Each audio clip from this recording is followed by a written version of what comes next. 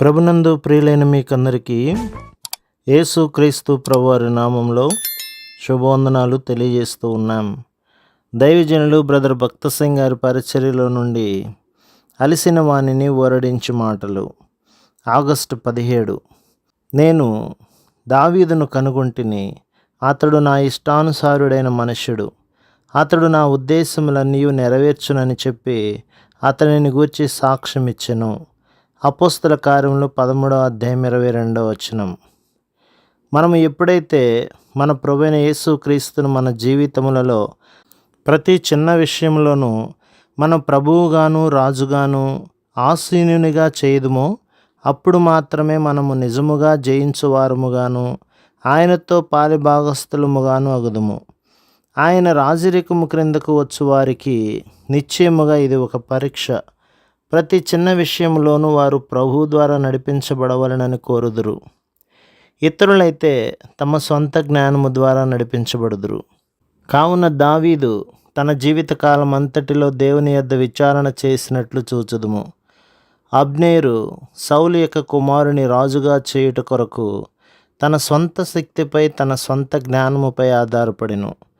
అబ్నేరు దేవుని చిత్తమును వెతికినట్లుగా ఎక్కడనూ వ్రాయబడలేదు. తన సొంత వివేకముపై ఆధారపడెను. అతడు దావీదును ఓడించుటకు ఒక అవకాశం కొరకు ఎదురు చూసుచుండెను. అందుచేతనే యోవాబును యుద్ధమునకు ప్రేరేపించెను. సమూయేలు 2వ గ్రంథం 2వ అధ్యాయం 14-17 వచనాలు. అతడు దావీదు సేవకుల సమక్షములో కొట్టబడినప్పటికీ అతడు దానిని అంగీకరించలేదు.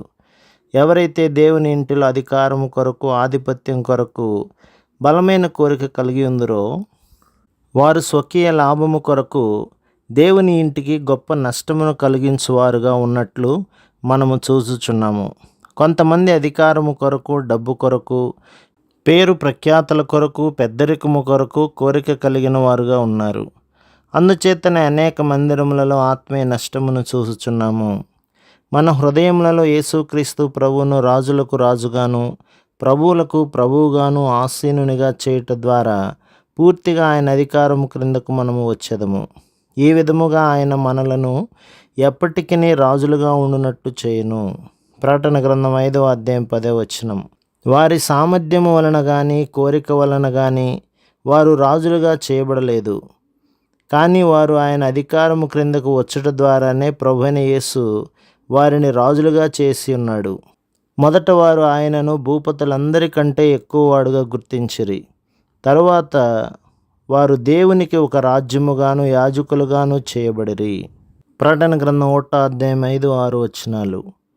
ఎవరు అధికారము కొరకు ఆధిపత్యం కొరకు బలమైన కోరిక కలిగి ఉందరో వారు దినదినము బలహీనులుగా అగుదురు. ఎవరు దీనత్వముతో ప్రభువును సేవించుదురో వారు క్రమముగా గణపరచబడి ఉన్నతమైన స్థానమునకు తీసుకొని రాబడుదురు. మీలో అందరికంటే గొప్పవాడు మీకు పరిచారకుడై ఉండవలెను. తన్ను తాను హెచ్చించుకున్నవాడు తగ్గింపబడును, తన్ను తాను తగ్గించుకున్నవాడు హెచ్చింపబడును. మత్తయి సువార్త 23వ అధ్యాయం 11-12 వచనాలు. మనము ఎంత తగ్గించుకుందామో అంత హెచ్చించబడుదుము.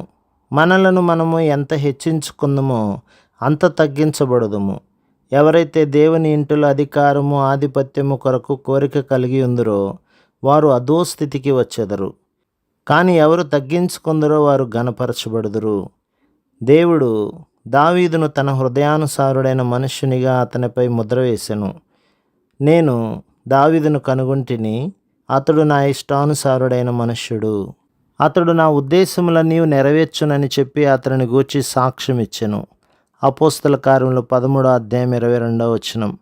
అతని తప్పిదములు ఎన్ని ఉన్నప్పటికీ ఇది దావీదులోని గొప్ప సుగుణము. మనము కూడా ప్రతి చిన్న విషయంలోనూ దేవుని చిత్తము జరిగించుటలోని రహస్యమును నేర్చుకొనవలెను. హృదయపూర్వకముగాను ఆనందముగాను ప్రభు ఆధిపత్యము క్రిందకు రాజరికము క్రిందకు వచ్చి ఆయనచే ఏలబడి నడిపించబడవలెను, స్వాధీనపరచబడవలెను. ప్రభు మిమ్మును, మీ కుటుంబమును, మీ సంఘమును దీవించి ఆశీర్వదించునుగాక. ఆమేన్.